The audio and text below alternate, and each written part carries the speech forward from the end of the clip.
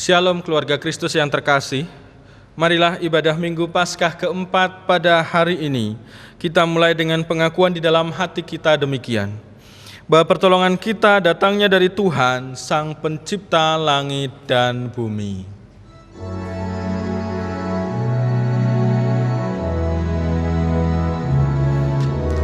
Amin, amin, amin,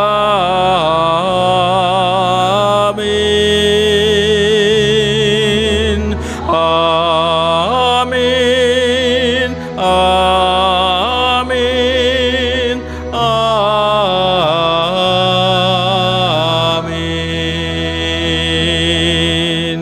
Salam damai sejahtera dari Allah Bapa dan Tuhan Yesus Kristus bagi saudara sekalian. Kini dan selamanya.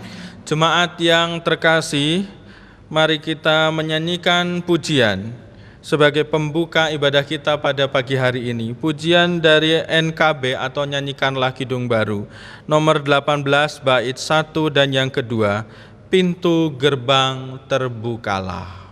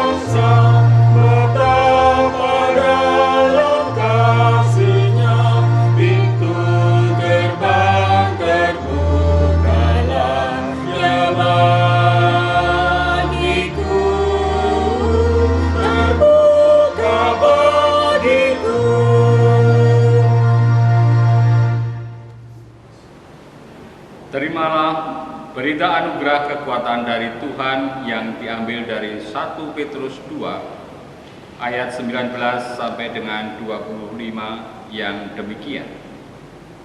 Sebab adalah kasih karunia jika seorang karena sadar akan kehendak Allah menanggung penderitaan yang tidak harus ia tanggung. Sebab dapatkah disebut ujian jika kamu menderita pukulan karena kamu berbuat dosa? Tetapi jika kamu berbuat baik dan karena itu kamu harus menderita, maka itu adalah kasih karunia pada Allah. Sebab untuk itulah kamu dipanggil, karena Kristus pun telah menderita untuk kamu dan telah meninggalkan teladan bagimu, supaya kamu mengikuti jejaknya. Ia tidak berbuat dosa, dan tipu tidak ada dalam mulutnya. Ketika ia dicaci maki, ia tidak membalas dengan mencaci maki. Ketika ia menderita, ia tidak mengancam, tetapi ia menyerahkannya kepada Dia yang menghakimi dengan adil. Ia sendiri telah memikul dosa kita di dalam tubuhnya di kayu salib, supaya kita yang telah mati terhadap dosa hidup untuk kebenaran. Oleh bilur-bilurnya kamu telah sembuh. Sebab dahulu kamu sesat seperti domba, tetapi sekarang kamu telah kembali kepada Gembala dan pemelihara jiwamu. Demikianlah sabda Tuhan. Jemaat yang terkasih, kita akan merenungkan firman Tuhan. Oleh karena itu, mari kita berdoa memohon pertolongan Tuhan. Ya Tuhan, Sang Juru Selamat yang kebangkitannya kami rayakan, saat ini bersama keluarga kami tercinta, Kami bersiap mendengarkan dan merenungkan sabda-Mu yang menjadi suluh langkah kami. Kiranya Engkau memampukan kami untuk menerima, mengerti, serta melakukannya dalam penghayatan akan kebenaran firman-Mu. Dalam Kristus Sang Pembaharu hidup kami. Amin. Jemaat yang terkasih, kita akan merenungkan bacaan leksionari, salah satunya dari Injil Yohanes 10 ayat 1 sampai dengan yang ke-10. Injil Yohanes 10 ayatnya yang ke-1 sampai dengan yang ke-10 yang demikian. Aku berkata kepadamu, sesungguhnya siapa yang masuk ke dalam kandang domba dengan tidak melalui pintu, tetapi dengan memanjat tembok, ia adalah seorang pencuri dan seorang perampok. Tetapi siapa yang masuk melalui pintu, ia adalah gembala domba. Untuk dia penjaga membuka pintu dan domba-domba mendengarkan suaranya, dan ia memanggil domba-dombanya masing-masing menurut namanya dan menuntunnya keluar. Jika semua dombanya telah dibawanya keluar, ia berjalan di depan mereka, dan domba-domba itu mengikuti dia, karena mereka mengenal suaranya. Tetapi seorang asing pasti tidak mereka ikuti, malah mereka lari daripadanya, karena suara orang-orang asing tidak mereka kenal. Itulah yang dikatakan Yesus dalam perumpamaan kepada mereka, tetapi mereka tidak mengerti apa maksudnya. Ia berkata demikian kepada mereka. Maka kata Yesus sekali lagi, Aku berkata kepadamu, sesungguhnya akulah pintu ke domba-domba itu. Semua orang yang datang sebelum aku adalah pencuri dan perampok, dan domba-domba itu tidak mendengarkan mereka. Akulah pintu. Barang siapa masuk melalui aku, ia akan selamat, dan ia akan masuk dan keluar dan menemukan padang rumput. Pencuri datang hanya untuk mencuri dan membunuh dan membinasakan. Aku datang supaya mereka mempunyai hidup dan mempunyainya dalam segala kelimpahan. Demikianlah sabda Tuhan. Yang berbahagia adalah yang mendengar, menyimpan dan menghayatinya. Haleluya.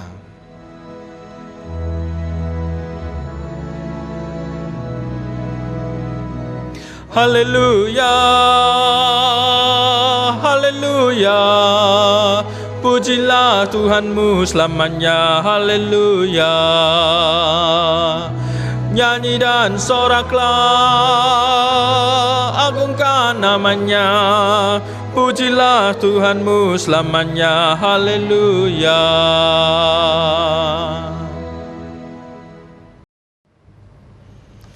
Jemaat yang terkasih, demikian tadi bacaan leksionari yang kita baca dari Injil Yohanes 10 ayat 1 sampai dengan 10.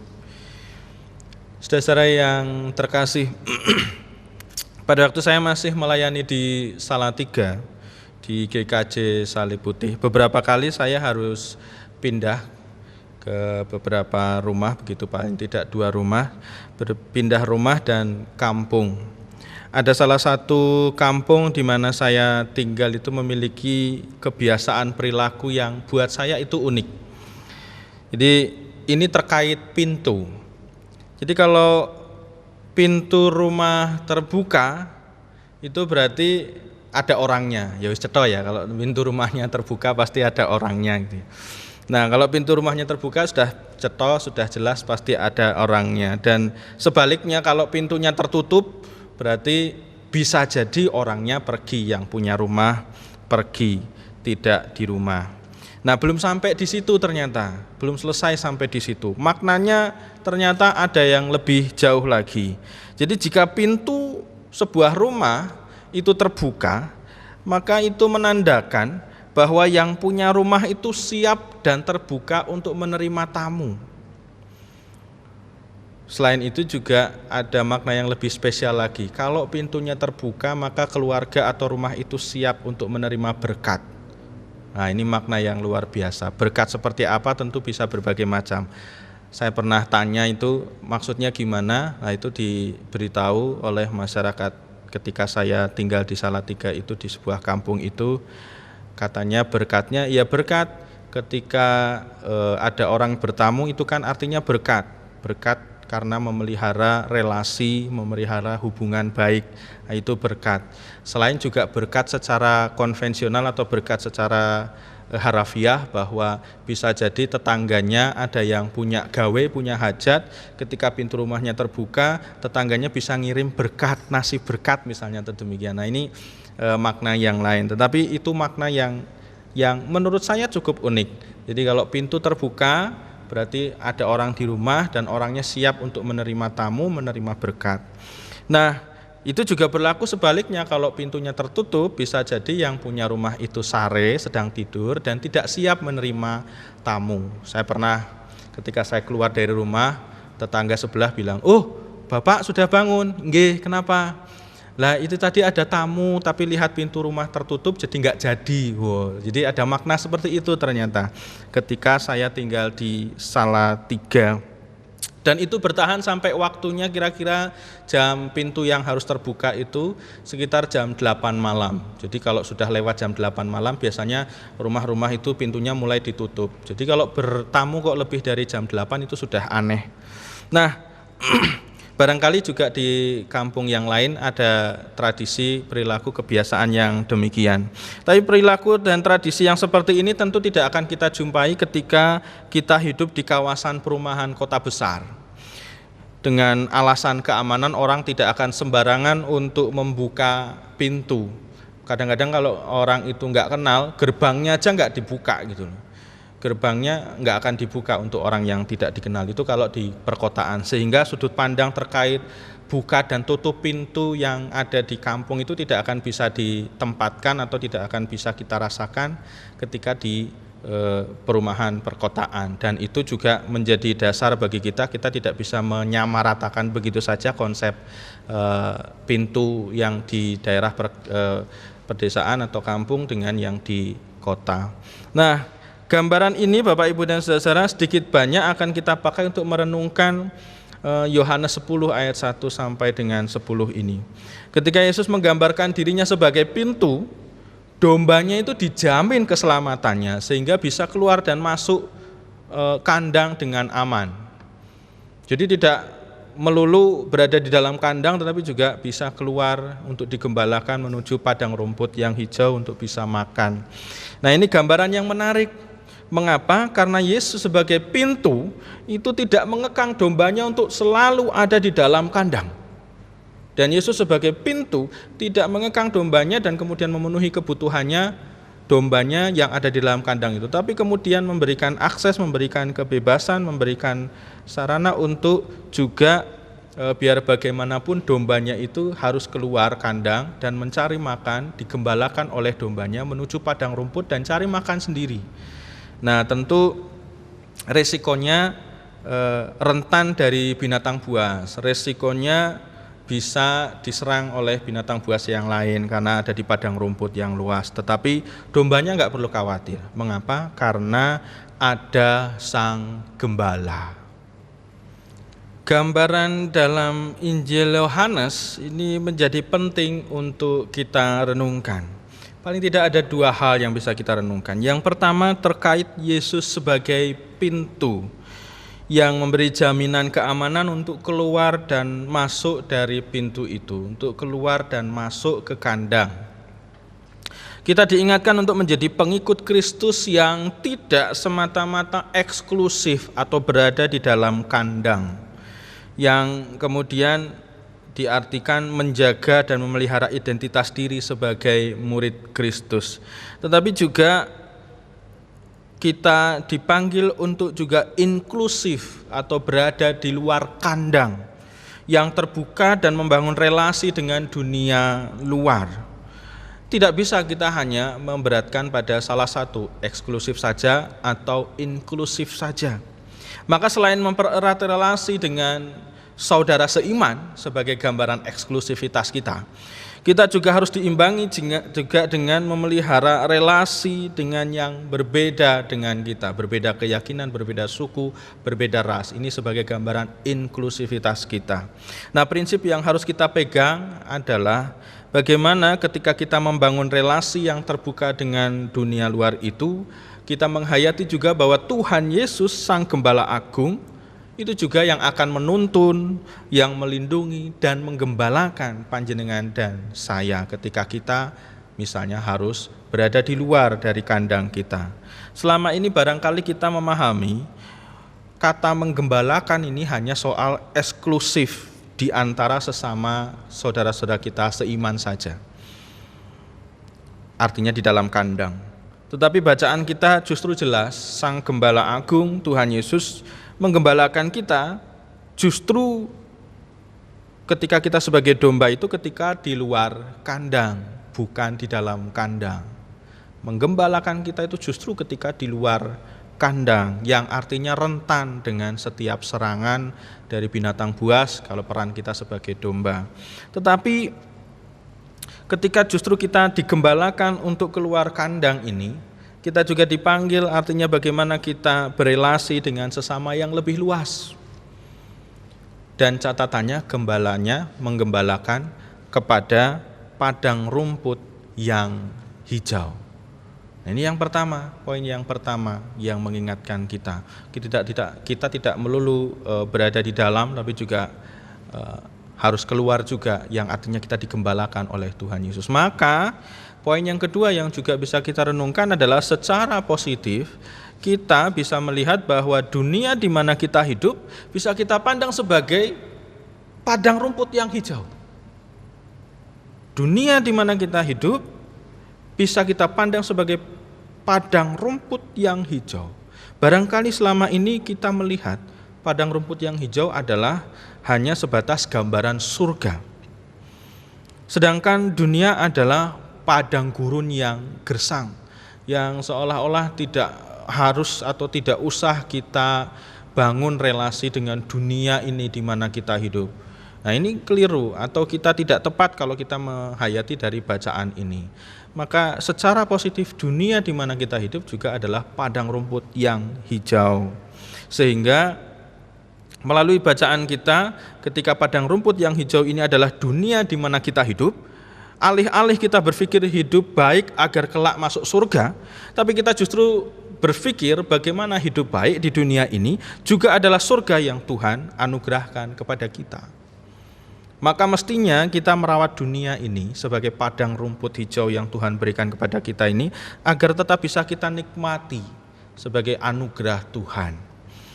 Nah, jika sekarang Bapak Ibu dan Saudara sebagian besar dari kita harus membatasi diri dengan banyak di rumah, mari kita anggap juga ini sebagai salah satu cara selain mencegah penyebaran virus dalam wabah ini yang lebih luas, ini juga sebagai upaya kita memelihara dan mengembalikan dunia ini sebagai padang rumput yang hijau. Ada beberapa postingan atau berita betapa ketika di daerah lain itu harus membatasi diri dan harus lockdown, ada efek positifnya. Udara jadi semakin bersih, langit jadi semakin lebih biru, lebih sejuk hawanya ketimbang ketika kita masih sibuk dengan setiap aktivitas kita.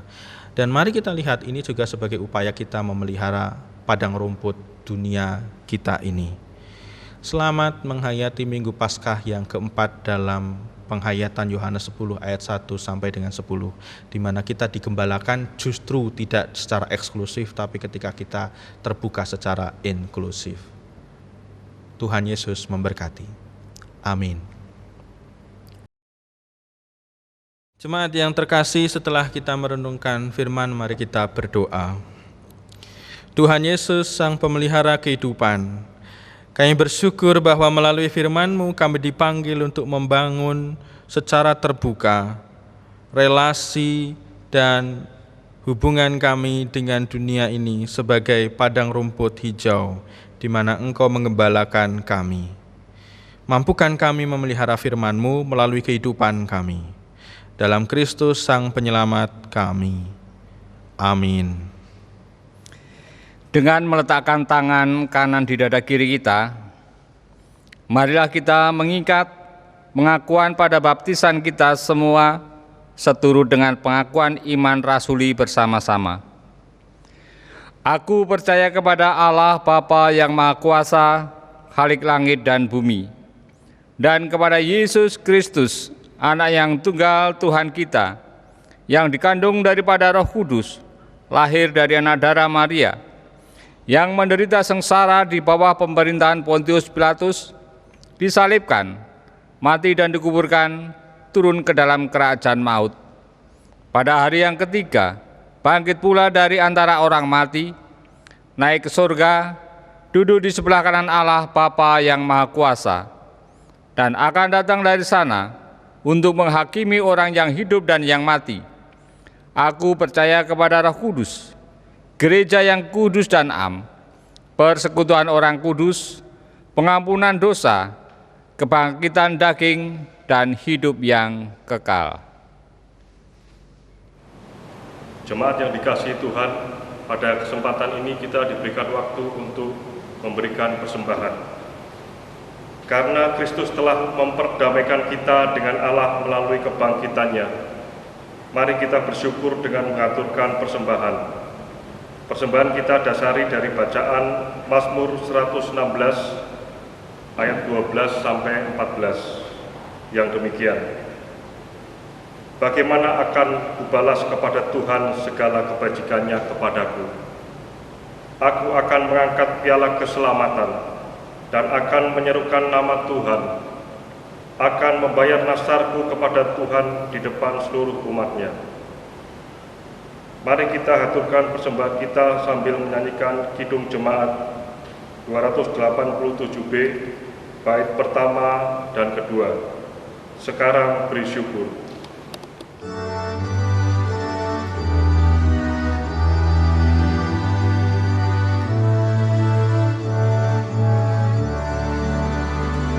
Sekarang beri syukur, hai hati, mulut, tangan, sempurna dan besar, segala karya Tuhan diberinya kita pun anugerah dan berkah yang tak terbilang terus, semula dan tetap.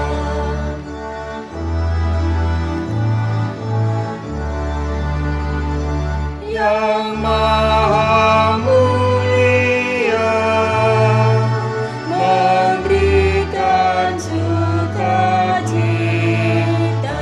damai sejahtera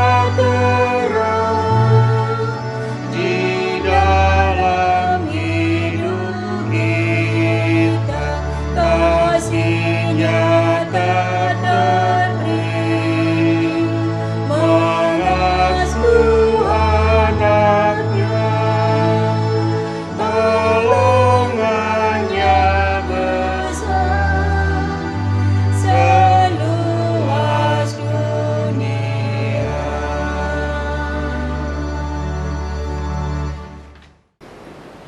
Jemaat yang terkasih, marilah kita membawa persembahan di dalam doa syafaat dan persembahan. Mari kita berdoa. Tuhan kami Yesus Kristus, pada pagi hari ini kami mengucap syukur kepadamu atas semua kasih setia-Mu dalam kehidupan kami. Saat ini kami membawa doa syafaat dan persembahan kepadamu ya Tuhan. Kami berdoa untuk jemaat yang sakit, yang saat ini dirawat di rumah sakit ataupun di rumah ya Tuhan. Kami mohon tangan kuat kuasa-Mu Tuhan yang menolong mereka. Tuhan yang menyertai, memberikan kesabaran dan kekuatan, memberikan semangat kepada mereka yang sakit, kepada keluarga yang mendampingi. Kiranya Tuhan sendiri yang menyertai dan memberkati. Mereka senantiasa berharap hanya kepada pertolongan-Mu saja ya Tuhan. Kami berdoa kepada mereka yang sekolah, yang saat ini harus mengerjakan segala tugas dan kewajiban sekolah di rumah masing-masing. Dalam keterbatasan yang ada ya Tuhan, kiranya Tuhan sendiri yang mendidik mereka, Tuhan sendiri yang menyertai mereka, sehingga mereka, anak-anak ini dapat belajar dengan baik. Mereka dapat belajar dengan pertolongan akan banyak hal, media yang mereka gunakan, Tuhan yang berkati. pribadi lepas pribadi. Kami berdoa juga untuk pekerjaan kami masing-masing yang Tuhan berikan dalam kehidupan kami. Kiranya melalui pekerjaan ini ya Tuhan, Engkau yang memberikan kami berkat melalui sarana ini, sehingga kami boleh melalui pekerjaan kami memuliakan nama Tuhan dan menjadi berkat buat banyak orang. Kami berdoa untuk pasangan hidup kami, untuk keluarga kami, untuk pergumulan keluarga kami masing-masing. Tuhan yang melihat satu persatu bagaimana pergumulan kami, kesusahan kami, tantangan hidup kami. Tuhan yang melihat bagaimana Tuhan merasakan kesulitan-kesulitan kami. Tapi kami percaya ya Tuhan, oleh pertolongan tangan kuat kuasa-Mu saja Tuhan yang menolong kami. Tuhan yang memberikan jalan keluar atas setiap pergumulan dan masalah kehidupan kami. Karena Engkaulah Allah kami, pertolongan kami di dalam Tuhan kami Yesus Kristus. Pada kesempatan ini ya Tuhan, kami berdoa untuk para pasien yang terjangkit COVID-19 dalam kondisinya saat ini, dalam keputusasaannya, dalam kebingungannya ya Tuhan, dalam ketakutannya ya Tuhan. Kiranya Tuhan sendiri yang menolong, Tuhan sendiri yang mendampingi dan menyertainya, memberikan semangat kepada mereka, memberikan pertolongan-Mu, tangan kuat kuasa-Mu yang menyembuhkan mereka ya Tuhan. Kami percaya dan kami bawa semua ini dalam doa kepada-Mu. Kami juga berdoa untuk tenaga medis dan non-medis yang saat ini berjuang menjalankan tugas.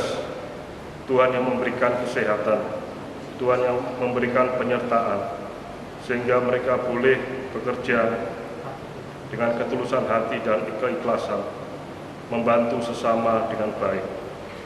Kami juga berdoa untuk mereka, para pekerja yang tidak mempunyai pilihan untuk bekerja di rumah, seperti tukang becak, tukang parkir, petugas kebersihan, ojek pangkalan maupun online, dan pekerjaan-pekerjaan yang lain. Kiranya tangan kuat kuasa-Mu yang menolong mereka ya Tuhan. Kami membawa mereka di dalam doa kepada-Mu. Tuhan yang menolong, Tuhan yang memberkati dengan cara-Mu ya Tuhan. Kami percaya Tuhan yang menyertai dan memberkati mereka.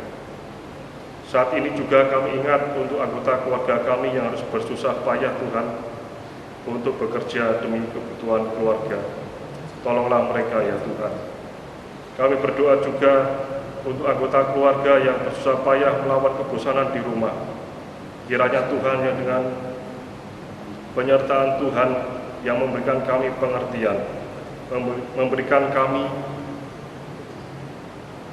pemikiran bahwa dengan di rumah kami boleh bersukacita, kami boleh mencoba untuk melakukan banyak hal bersama keluarga, mengatasi kebosanan-kebosanan itu dengan tindakan-tindakan yang positif.